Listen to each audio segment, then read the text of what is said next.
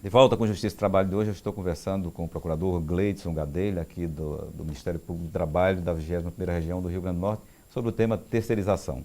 Doutor Gleidson, eu encerro o bloco anterior lhe perguntando atualmente qual era o instrumento jurídico que disciplinava, que disciplina a terceirização no nosso país. A gente tem que pensar sempre a terceirização como uma exceção. E isso foi pensado na hora de fazer a nossa Constituição.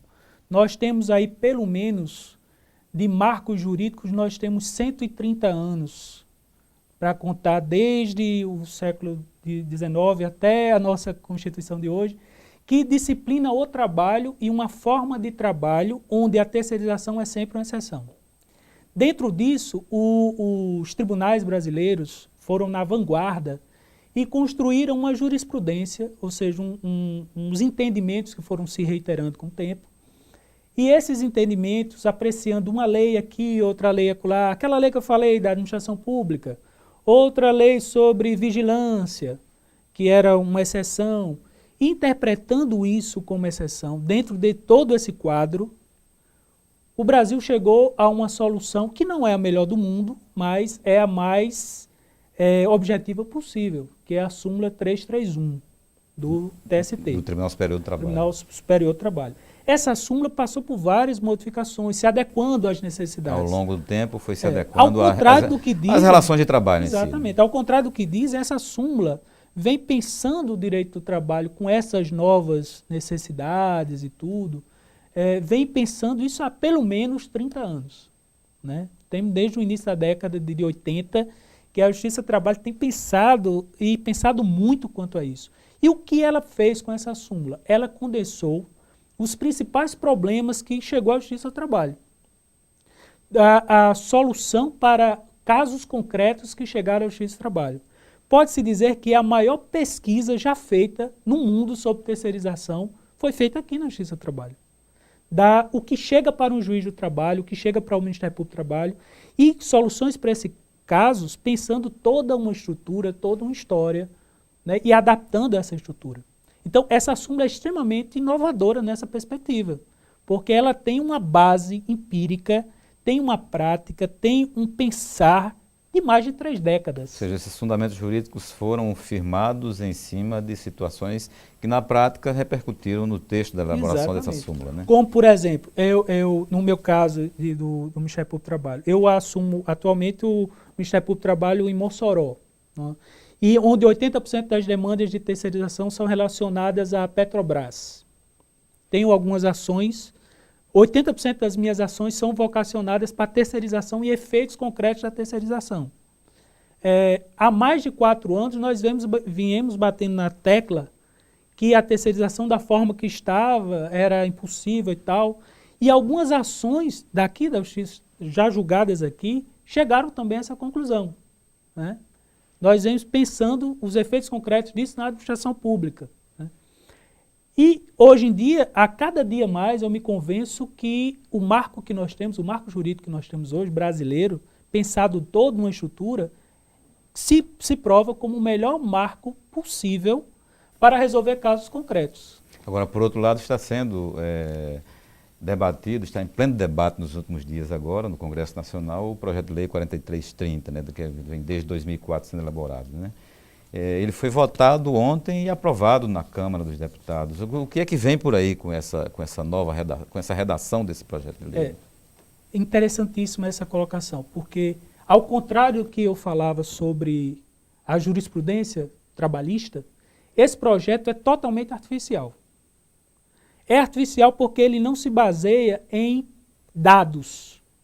Pelo contrário, ele nega alguns dados que nós temos. Como você pode pensar a terceirização vista apenas pelo ângulo da empresa, que é uma atividade interessante para a empresa? Até isso é questionável. Como eu falei, isso é uma tendência no mundo, as grandes empresas pensar no seu pessoal, formar pessoal. A diferença das empresas está exatamente em ter um pessoal diferenciado.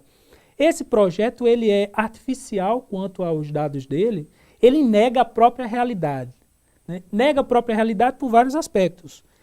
Primeiro, é um projeto que é desde 2004, é um projeto que nós temos amplo conhecimento, a sociedade teve amplo conhecimento, sociedade jurídica, dos problemas desse projeto, tanto que ele estava esquecido há 11 anos. Né? Ele foi, de um momento para outro, há 2 dias, ele foi dado regime de urgência.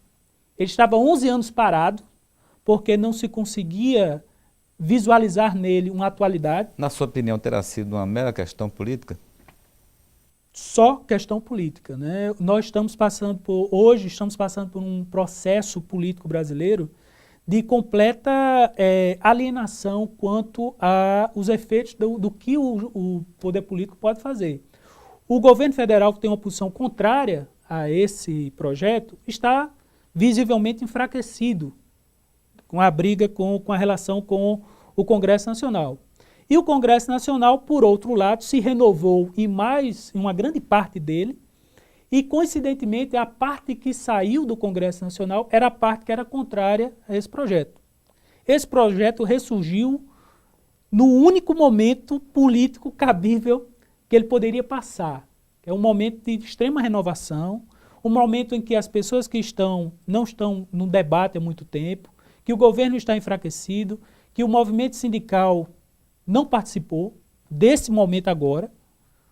Nos últimos 11 anos, o movimento sindical era contrário. Afora uma das centrais sindicais, uma só, os outros eram contrários e continuam contrários. Participaram do debate contrário. Ou seja, a parte mais interessada é a contrária, né, que são os trabalhadores. O Ministério Público do Trabalho, que lida com isso diariamente, lançou nota técnica analisando minuciosamente o projeto contrário. O Tribunal Superior do Trabalho, em sua ampla maioria, lançou um pronunciamento contrário. Os juízes brasileiros do trabalho, que lidam com isso diariamente, juiz de primeiro grau, juiz de tribunal, lançaram um entendimento contrário. A advocacia trabalhista também. Essas pessoas foram totalmente alijadas, retiradas desse debate, dessa discussão de urgência. Nos outros 11 anos, a gente teve a oportunidade de falar. Nessa decisão de urgência, como o próprio presidente do Congresso, o deputado Eduardo Cunha, falou, é uma questão de honra ser discutido. Né? Ia ser discutido em urgência. E foi discutido em urgência. Agora, quais são os aspectos mais negativos desse projeto para os trabalhadores? A primeira questão é que ele é totalmente inconstitucional quando se fala de serviço público. Que alguns segmentos da sociedade ressaltam essa questão da inconstitucionalidade de alguns aspectos. Né? Primeiro, quanto à possibilidade de você terceirizar empresas públicas, empresas, sociedade mistas e suas controladas e subsidiárias. Por exemplo, para entender melhor, Petrobras, Banco do Brasil, Caixa Econômica.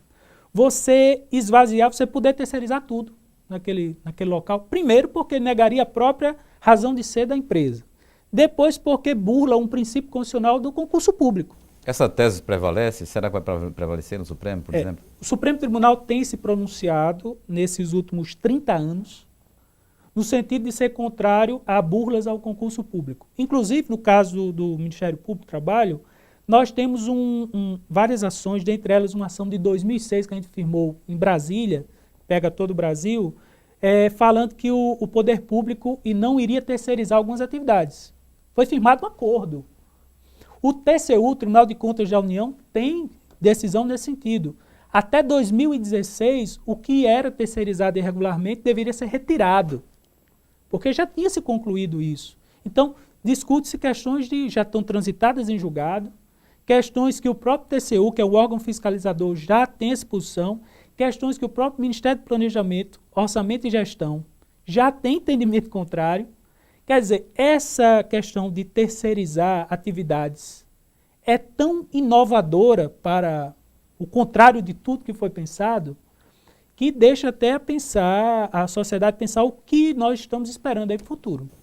Doutor Gleidson, nosso tempo de televisão já está indo, infelizmente nós teremos vários outros aspectos a conversar, mas numa leitura geral, né, numa leitura, o que é que está por trás disso tudo? Digamos assim, qual a avaliação, a sua opinião sobre a aprovação desse texto, né, que foi aprovado sobre a terceirização e quais as repercussões que ele pode ter na sociedade, principalmente com relação aos trabalhadores, né? O primeiro aspecto é uma má compreensão da própria sociedade do que vem a ser trabalho. Trabalho é uma relação de engrandecimento da pessoa. O trabalho tem um valor social de integrar pessoas e fazer se realizar. O que é que a gente vê? Quando existe um serviço terceirizado, você diminui aquela pessoa, cria categorias distintas. A própria Organização Internacional do Trabalho é contrária a isso, já se pronunciou, que você causaria uma discriminação. quem é e quem não. Eu vejo isso todos os dias em empresas como Petrobras, né? Vejo isso todos os dias em empresas que o número de acidentes em terceirizados é 4 vezes maior do que o acidente de pessoas do próprio quadro. E que as pessoas terceirizadas recebem, em média, 1/3 a menos do que a atividade que não é terceirizada. Em que as pessoas não têm um projeto de vida, a rotatividade é muito maior. Os contratos de trabalho terceirizados são 1/3 do tempo um trabalho praticamente normal. Trabalhos temporários, né? Trabalhos totalmente temporários, sem vinculação, sem possibilidade de se planejar para o futuro. Isso faz mal para a empresa, isso faz mal para a pessoa. O que é que isso tem atrás economicamente? Infelizmente, nós estamos num modelo ainda muito selvagem de capitalismo. Nós estamos passando por um momento que algumas pessoas vão fazer o que a gente vê diariamente, calotes. Você vai facilitar a burla aos direitos trabalhistas. Primeiro porque o próprio Estado não tem condições de crescer para observar tudo isso. Depois porque a grande liberação vai fazer com que as pessoas que hoje estão empregadas, dessa forma, se precarizem, se afastem dessa proteção toda. O que pode acontecer no primeiro momento é esse desemprego de qualitativo, você perder sua vinculação a uma empresa, qualidade de emprego, salário, para ir para uma situação precária. Futuramente, isso vai atacar direitos como Previdência, FGTS, que vai recair sobre o povo. Nós é que vamos pagar na última conta. Se existem calotes sucessivos durante a vida de um trabalhador, 35 anos de serviço, um dia ele vai ter que ter algum amparo. E esse amparo vai ser feito por quem? Pela própria sociedade, através da assistência. Nós vamos dar assistência a pessoas que não têm previdência. E tudo tem um Nós custo, estamos né? na contramão de tudo que se pensa no mundo quanto ao emprego. Inclusive, há uma possibilidade de levar isso à OIT. Né? A OIT, a Organização Internacional do Trabalho, já tem posicionamentos contrários, e o Brasil pode, inclusive, ser condenado em âmbito internacional, caso isso ocorra, porque será contrário a tudo que a gente assinou nos últimos 100 anos. Ok, doutor Gleides, nosso tempo, então, como eu falei, já está no final. Nós, desde já, agradecemos a sua presença aqui, então, gentilmente, atender ao nosso convite, e o deixamos à vontade dos nossos telespectadores para suas considerações. Eu agradeço a oportunidade, o Ministério Público do Trabalho agradece a oportunidade. Eu peço à sociedade brasileira que se informe, que tenha o seu próprio juízo, que leia, que ultrapasse o limite da mera leitura, assim, de uma linha. Leia mais sobre a matéria, se informe, forme seu próprio juízo, e eu acho que ao final você vai ter uma conclusão muito parecida com aquela das pessoas que estão a vida inteira dentro do direito do trabalho, vendo diariamente o que isso acontece. Muito obrigado. Ok, obrigado pela sua presença. Bem, eu conversei aqui com o Procurador do Trabalho, Gleidson Gadelha, sobre o tema terceirização. O Justiça e Trabalho desta semana vai ficando por aqui. Contatos com a nossa produção podem ser obtidos pelo telefone 84 4006 3081 ou pelo e-mail ccs@trt21.jus.br. Obrigado pela sua companhia e a gente se vê no nosso próximo encontro. Até lá.